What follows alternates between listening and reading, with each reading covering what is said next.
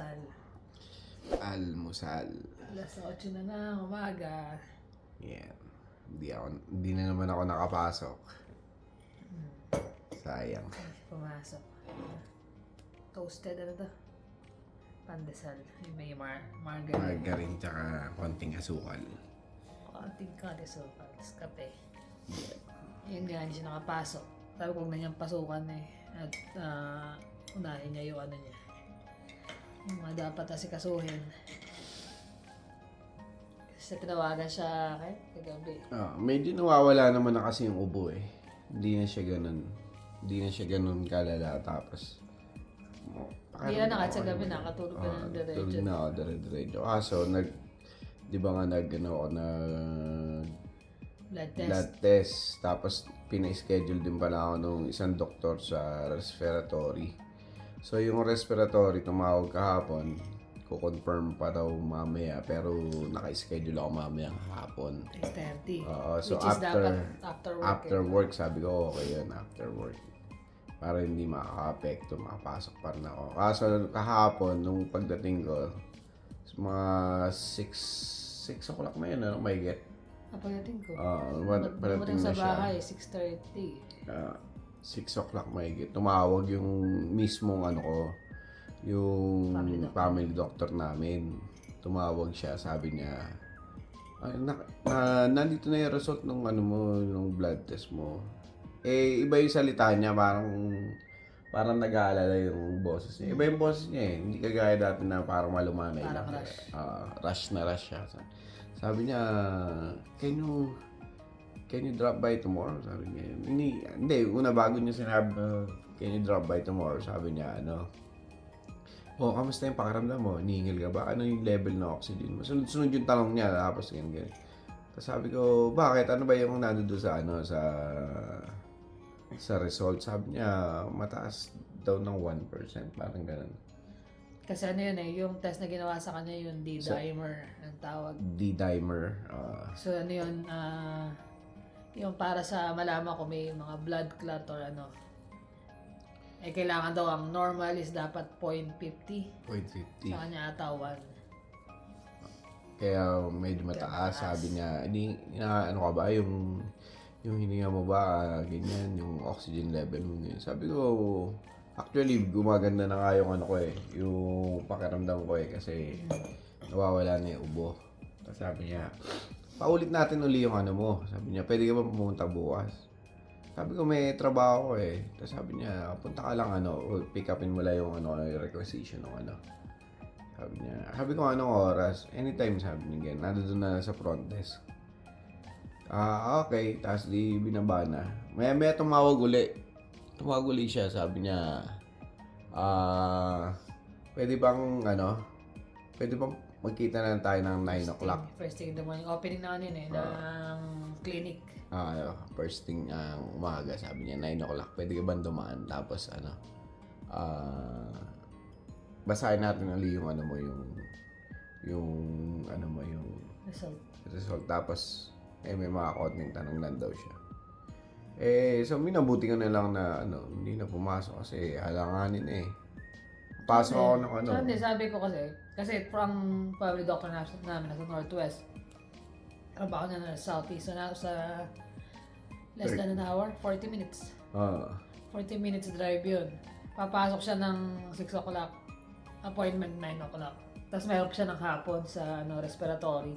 Sabi ko na pumasok, sabihin mo na lang importante ka mo yung Kasi hindi mo magtatawag kasi after na yun, office hours na yung tawag ng doktor. So hindi naman tatawag yung kung... Tsaka hindi pa nangyayari sa amin yun talaga, yung doktor talaga yung tatawag. Most of the time yung nila, yung sa front desk nila ang tatawag sa'yo. Mga MOA nila. Yun ang nagsasabi. Eto nga yung mismong si Dr. Chetty na yung tumawag. Siya parang head dun sa mismong clinic na yun, malaki yung clinic eh. Marami siyang mga doktor ng mga bata dun eh. Kaya lang ang hirap nung kapag nagpapaano kasi kami schedule sa kanya. Kahit family Sobrang doctor, busy sobrang niya. busy siya. Parang next appointment is parang after a month.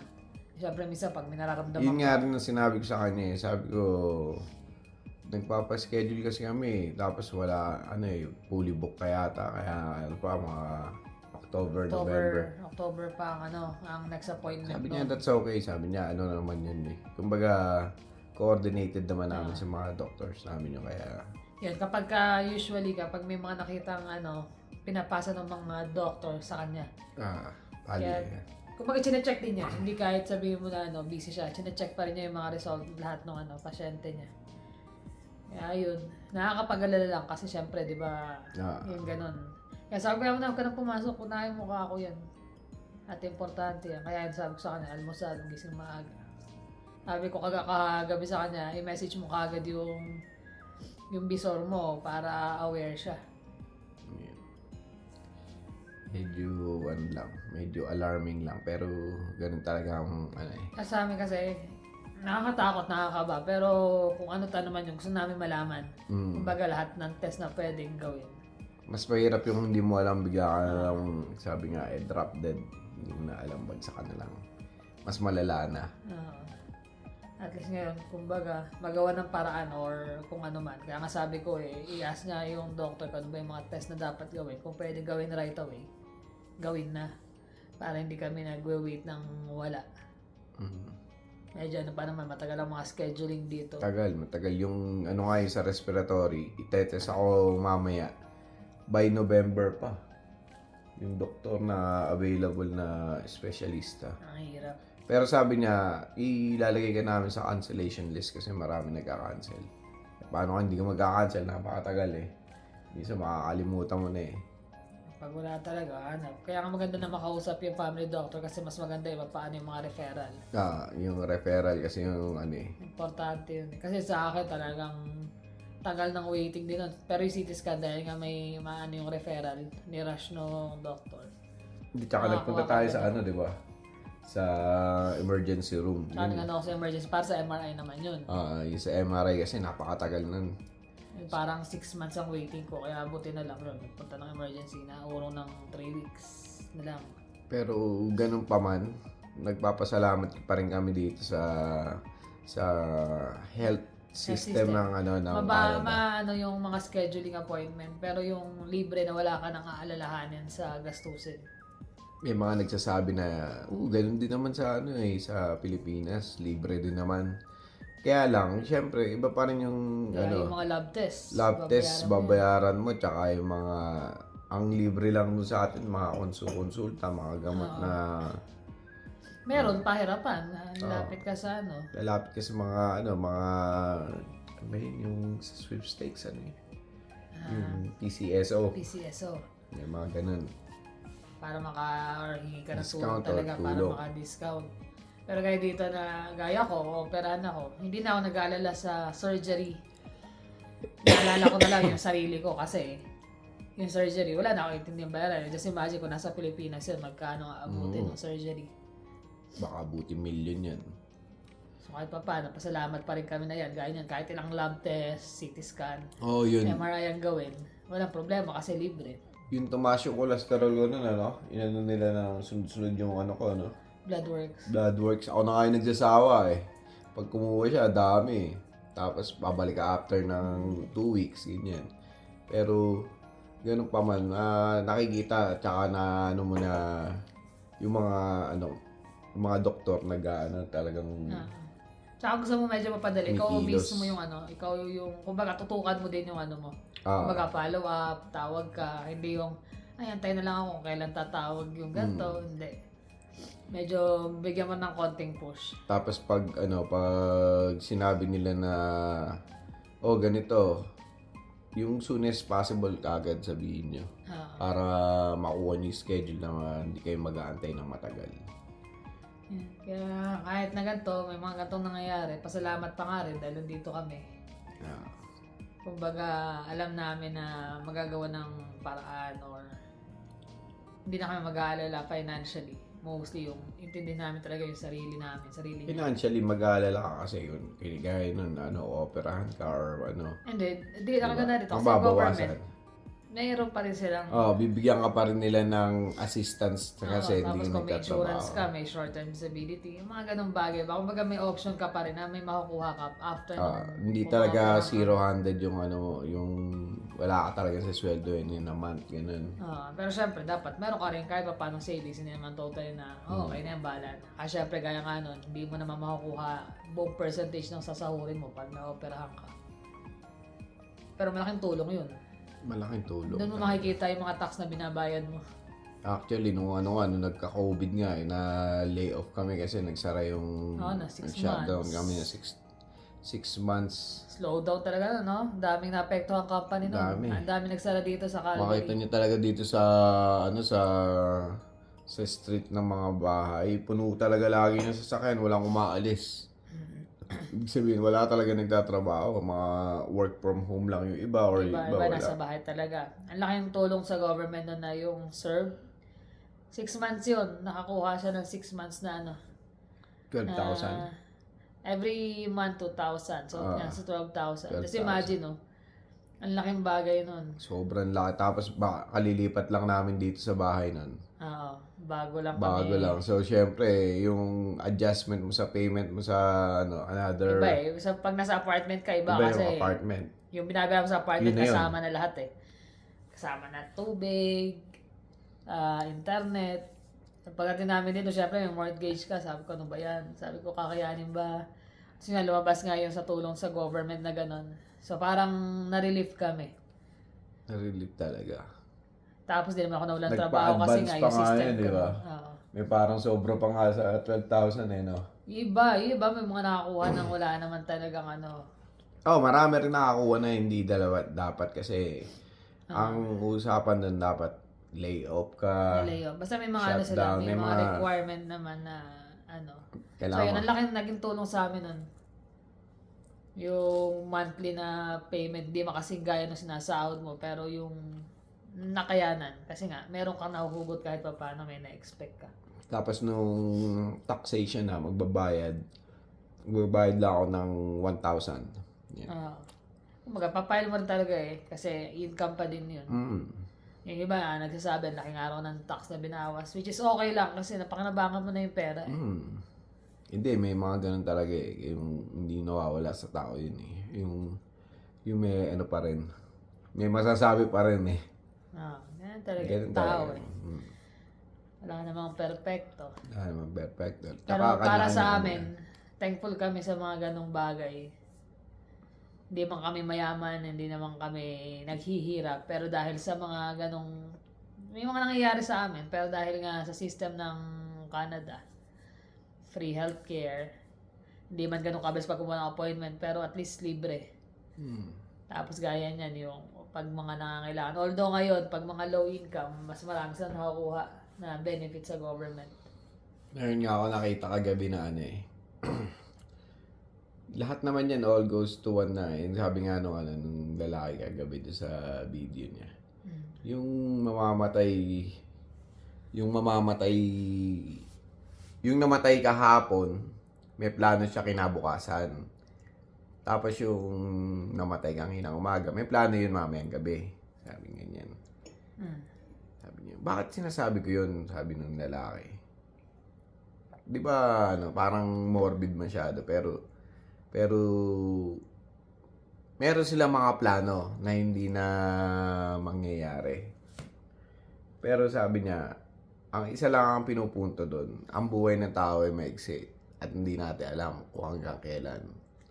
Sabi niya, lagi nyo lang tatandaan, matuto tayong magpatawad at magpasalamat sa anong meron tayo ngayon. Yun. Yung meron tayo ngayong kinakain, meron tayong buhay, ganyan. Yung pagising mo pa lang sa umaga, pasalamat ka na kasi nagising ka the next day. Matuturo tayo magpasalamat lagi, tsaka yung magpatawad kung may mga nagkakamali sa atin or ganun. Para yung pagpapatawad din ng iba na nagagawa natin ng pagkakamali, maging magaang din para sa kanila, ganun. Na-touch ako doon sa video na, yung simple lang yung niya, short video lang sa Facebook naramdaman ko kagad yung ano, sabi ko ako nga, short lang talaga yung buhay Sobrang tao. meaningful naman talaga yung isa ng mga shorts sa Facebook, sa Reels. Kasi talaga minsan tatamaan ka eh.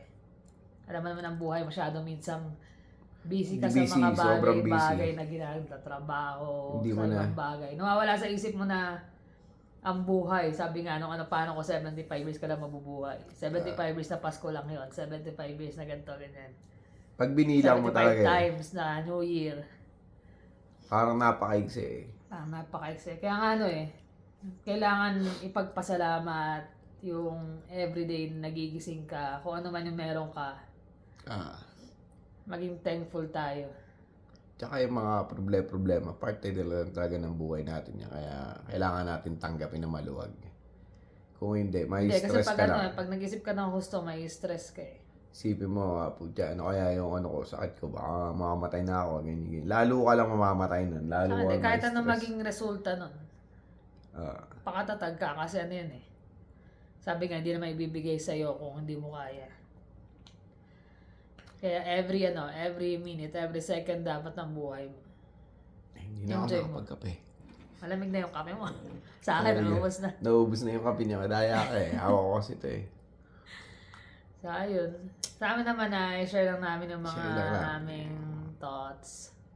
This Yung morning. mga nangyayari.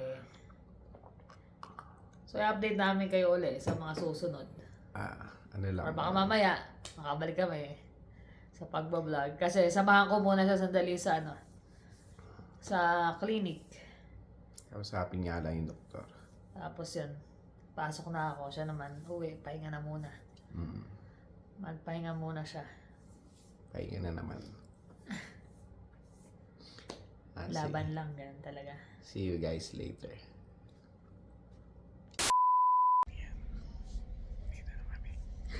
Dito na ako sa clinic. Clinic. Yan, naka-informe na nga ako eh. Tayo diretso pasok na. May aquarium sila dito. Naalala ko yung mga cichlids ko dati. Dami namin yan nun. May fish pond. May buntis Nakakalito rito, ang daming building. Pati yung University of Calgary, katabi rin pala. First time ko kasi magpunta rito. Ay, mukhang nakapag-park ba ako sa tapat ng University of Calgary instead sa hospital. Medyo malayo-layo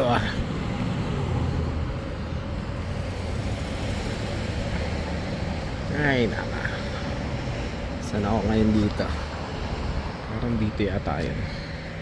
Emergency. Kailangan ko sa information kasi ito yung detail mo sa akin eh. Mataas daw masyado yung D-dimer. Doble raw, so kailangan ma-check right away, sabi ng doktor.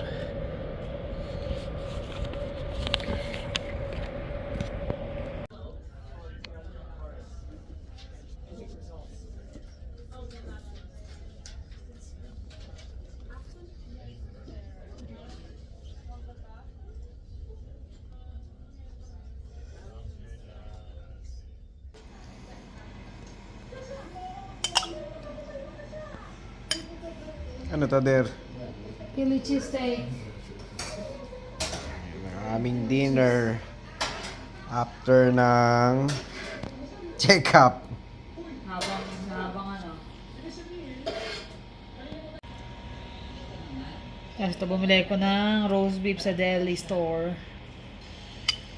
Kasi kung magro-roast beef pa ako, Kailan pa? kailan pa matapos dinner time. Alam ko gutom na siya eh.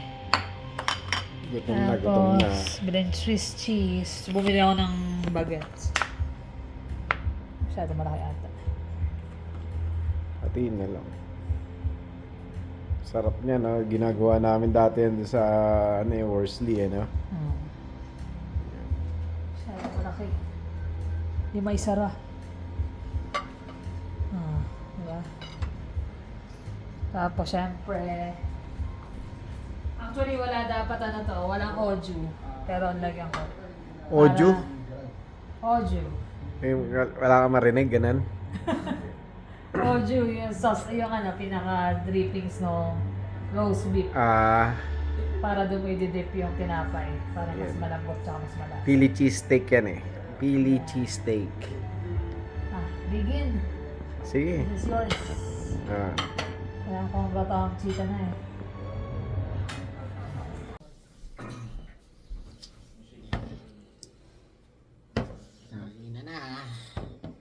Kain na. Parang hirap kayo. Baka naman na ito. Dat pala hinahati natin. Ikaw, Kutsilyo. Naisip ko nga rin eh. Ano niya yung... Ito yung pinaglutuan nung beef. Ngayon, nakatag pa pala ako. Ito, napaka-importante nito eh, no? Pag pupunta ka doon sa bawat level na pupunta mo, i-scan ka eh. Siyempre. Hirap pang tanggalin. Kala ko papel lang eh. Para sticker na makapal eh. Dami laman. Pusog. Uy, sorry naman.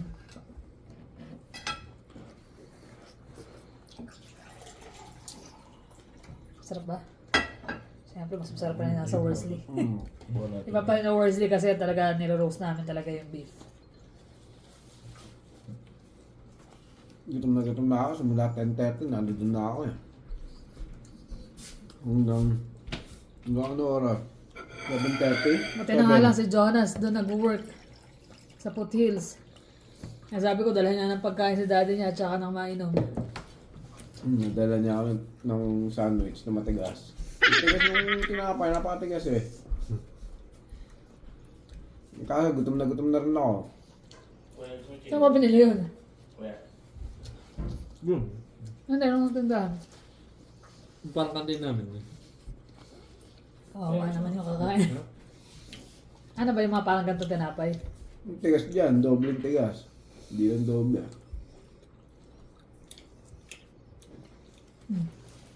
Ayos din eh.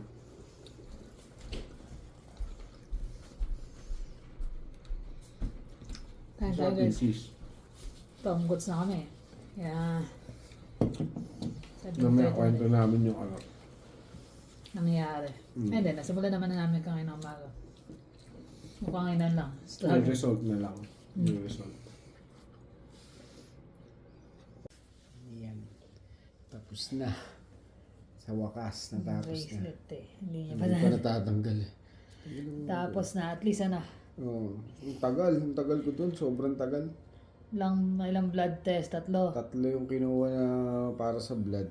Tapos, yun nga, CT scan. Tapos, nakailang vital signs ako dun. Parang, parang 4 na beses. At least na natapos din. Almost 9 hours din siya sa Tapos, chinecheck nila yung yung barcode na yun. para i-record mo nandun na. Kada room na, kada level mo. May exam ka ganito. Kung yung vital signs sabay dun. Yun, marami ako nakitang nakakaawa dun. Sobrang Pag nasa emergency ka kasi halo-halo makikita mo ron eh. Lalo na yung mga matatanda. Parang pagod na. Parang pag nakikita ko sila tapos nagrereklamo ako sa inuubo ko o nararamdaman ko yung hirap ng pag-uubo ko, mas medyo... Hindi, naman kasi yun. Yung sa'yo naman, talagang naalarma din ng doktor dahil nga ang taas ng mo, di ba? Yung kasing yung D-dimer mo. yung D-dimer, yung blood clot nga kasi. Yung blood clot, delikado yun lalo sa kasi nakalagay sa niya, Magbablock yung mga yung mga suspected artery. pulmonary embolism. Kaya talaga inan siya ng doktor na pumunta ka na ng hospital. Hindi na din talaga ako pumasok kasi nga yun na importante. Okay na rin yan. Kumbaga yung 9 hours mo nasulit. Naging kampante yung namin ba? Pero gusto nung mga doktor do sa Foothills, ulitin daw after 3 months. Nakita kasi may spot daw akong 2 na in that case daw yung infection na kaya ako inuubo. Kaya sabi niya, yung ano mo, yung family doctor mo, yun ang gagawa ng prescription sa'yo. Pero dapat after 3 months, CT scan uli siya. CT scan daw uli. So which is ano na, kumbaga, nawala yung worry namin na baka may blood clot o ano. Kaya sabi nga namin, at least na ano na, yung tiis mo ng ilang oras doon. Kasi kung iba yun, tatawag ka ng CT scan, taga-kailan pa yun, at least Yung doon. experience mo sa CT scan, nakakaano eh. 2 beses ako sinaksakan ng Yung feeling ng parang CT ayaw scan. din, parang sinusunog yung buong katawan mo. Biglang init yung katawan mo nun eh. Tapos, sabi niya, pasok, labas-masok. Ayoko ng feeling nun eh. Hold your breath, ganun. Tapos maya ulit, sabi niya, mag-ano uli ako, magsasaksak uli ako ng chemical. Hold your breath uli. Pag na-MRI ka, mas lalo. Although wala sinasak sa MRI, pero Ayoko nung sinasaksak na pakaramdam mula ulong hanggang paa. hanggang talampakan, biglang iinit parang talaga bigla kang Parang sinusunog. maiihi ka na hindi mo malaman. May ano naman sila, may isa naman sila na, ito yung feeling mo yung parang kang naihi, pero hindi talaga. Baka umihi ka dyan. So yun, medyo naman, maganda yung naging result. May ubo pa rin ako, may kaya lang ubo kontrolado na. Tsaka Hindi na. infection, yun na lang yung iintindihin ng doktor. Hmm. Hindi kaya kanina umaga, kagabi na worry kami hanggang kanina umaga. Hindi na. Thank God talaga na sinagot din ang aming mga dasal. Maraming salamat sa inyong mga At salamat prayers. din sa mga ano Hindi pa naman prayers tapos niya. pero malaking sagot na sa aming mga alalahanin. Kala ko talaga kasi kung titingnan mo, Google mo yung pulmonary Hindi nga, kaya nga pulmonary huwag kang embolism ba yan? embolism. Yung embolism talagang siya within 30 days patay ka na kagad Hindi mo, kaya huwag Depende kang sa magre-relate percentage talaga sa nung blockade nung mga artery mo yung blood clot. Oo. Kaya huwag ka talagang titingin sa mga kumbaga, tingin ka lang para lang meron kang idea. Pero yung talagang babasahin mo, mag-aalala ka So yun, natapos na rin. Kaya lang, syempre nasa trabaho ko ngayon, hindi na mapakali. Tawag din ako ng tawag sa kanya, message, kumusta ka na, okay ka na. Kailangan ng ganun Kailangan ng sakripisyo. Pero minsan, makikita mo talagang kahit na ganun kalaki yung katagal ng pinila mo, sulit sa huli Yung huli, yung nalaman mo, say, okay ka, parang. Doon ako nagutom tsaka nang hina na Parang di pa ako Nag-request nanghihina. siya Kaya siya, nag-request siya, parang gusto niya Philly cheese steak. Paglabas ko galing trabaho, yun. Diretso na ako sa store. Bili ng kailangan. Yung personal nurse yung laging nakaalalay sa akin Siyempre, sino pa ba? Dalawa lang naman tayo. Dalawa, Mga anak mo. apat. Mga anak mo. Mga anak kong isa nagatid pa ng tubig tsaka pagkain. Ay, nako. Ay, isa nga, naghahanap. Si Daddy, Mami. Ako nasa emergency si Daddy mo.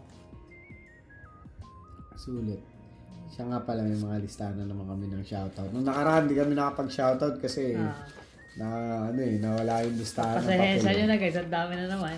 Ayan. Umpisa natin kay Miss Cha Guillermo. Ayan. Tapos si Mr. Docnil. Ano? Donsil.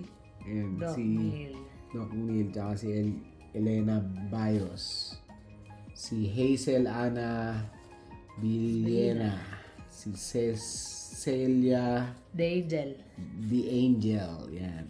Casey at family. Si Vilma Betera. Si Myra Lim. Okay. Si Regina Lopez. Hello. Ayan. Si nga pala yung Hazel Virginia, taga Calgary din daw siya. Ayan, si Wijes. Si Shirley May. Ayan. Si Josephine Dison. Si Mary Grace Chua. Si Baby Jennifer De Vera. Ayan. Baby pa pala yun? Joke lang. Si Mariam. Ayan. Si Marian? Mariam ba? Mariam. Mariam. Si Rosalina Obizio. Ayan. Si Gracil Daes. Grazil Dice. Pasensya nyo na ako, medyo na-murder namin pagbabasa kasi medyo Dikit-dikit kasi. So, tinatry lang namin pag-iwahiwalay yan. May isa nagkakamali kami. Si Rene Season. Tsaka yung si Chris Chris Fuji. Fuji, tiga Japan. Yan. Tapos na pa. So, hello kay Zoila Bautista. Aliyah Nasli. At saka, ano sila? Yun yung ano lang niya, name, screen name. Screen name niya. Pero si Noemi and Yasmin. So, mother and daughter ito. Tapos, Lita and Mar Hernandez. Yung husband ni Tita Lita. Mm. Si Brit Chua. Melita Cordero. Mami Vic. Vlog Live 0612. Si Sis Ana Marie. Si Kyla Banag. Maria Teresa. Si Vilma Bardelas. Bardelas. Cho og ano? Cho 0162. Si Win Dayan Wala, Dayan. Ogie. Cho 0162. Win Dayan. Mira Del Rosario. Evelyn Gregorio. Si Sherry Lynn Lazaro. Leonida Kalantog. Melvin Joyce Joyce Vlogs.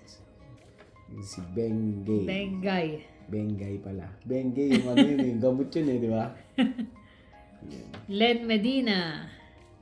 Si Den Henry. Susie Olarte. Mabek. Si Mabek. Tsaka si Rochelle. Rochelle Mendiola. Ng ano yan, Alaska. Tiga Alaska pa sila. Si Sis of Josefina Hilomen. Bulol na. Noreen Buson. Si Beth Torion. Vani Bryan. Si ano yan? Margie Nasaito. Japan. Sa Japan naman. Tiga Japan yan. May gandang dun. Malaki. Dumadami na nga pala namin yung mga nanonood sa Japan. So hello sa mga taga Japan. Australia. Australia, Saka dumadami sa din. US, syempre. Cora Santos. It's me, Faye. Si Carolina Kison. Ito yung nakaraan, sinabi ko Milo Winter. So, hindi pala Milo. Myla Myla. pala. Sorry. Myla. Si Myla, hello. Saka si Marcel. Walanday. Alanday. Lydia. Hintalan. Yan. Si Mami. Lanonet. Si Tess Harris. Saka si Jennifer Morales. At Ayun si saka si Lydia. Nanay Lydia Paes. Tiga Vegas. Nandito sa Calgary. Bibisita yung siya Calgary, yung mga kapatid niya. Bibisita siya sa mga kapatid niya. Nakachat ko siya nung isang gabi yun. Kagabi lang, di ba? Kagabi lang pala. So yun, thank you sa inyong walang sawang At pag-support. saka yung mga nagme-message, yung mga nagme-message sa aming Yung mga Facebook page. personal messages. May mga personal messages din. Maraming salamat sa inyo. Hanggat maaari, sinasagot namin lahat eh. Try namin. Medyo minsan may baka lang late or Medyo baka may late. nakaligtad kasi may dalawa kaming yung page namin sa Facebook, yung sa amin at saka yung sa vlog. So minsan hindi kagad namin nakikita. So pagpasensya na. Maraming salamat sa inyo. Ayun. Lalong-lalo sa dasal nyo. Oo. Laking bagay. Ang dami namin Laking bagay talaga nun. Sobrang nabunutan ako ng tinik kasi kung ano pumapasok din sa isip ko pag binabasa ko yung Tsaka hindi sa gabi. na yun, eh. Gabi gising. Check nung niya ng yung oxygen level niya. Oxygen level. Hindi rin makatulog Pero ng maayos. nung mga dalawang gabi na, tatlong gabi na, hindi ako inuubo, no? Okay naman na sa gabi, kaya lang yun nga. Binabantayan namin kung ano yung oxygen level. Kasi nga, sabi nga ng doktor, kailangan pag bumaba, takbo na agad sa... Takbo na sa emergency. Pero ngayon may mga test na, so mas malaki na yun namin na mas okay na. Although merong infection na kailangan Kasi dito hindi ka makabili ng over-the-counter ng mga antibiotics basta-basta eh. Kahit anong gamot. Merong ilang gamot lang na pwede pero hanggat maaari lahat may reseta. So yun. Sana magamot na yun para tuloy-tuloy na. Ang lamig na kasi ngayon, lumalamig na talaga. Tsaka sinali sa trabaho. So siguro by next year, after ng pagpapagaling ko from operation, kailangan niya ng pag-isipan ng paghahanap ng ibang trabaho. Kasi isang factor din talaga yun eh. Oo, malaking bagay din talaga yun. Pero sabi nga nung doktor, sobrang physically fit yung katawan mo, pati yung mo, yung heart mo, walang problema, yung lungs mo, sabi niya ganyan. Yun lang, yung dalawang spot lang na yun, sabi niya.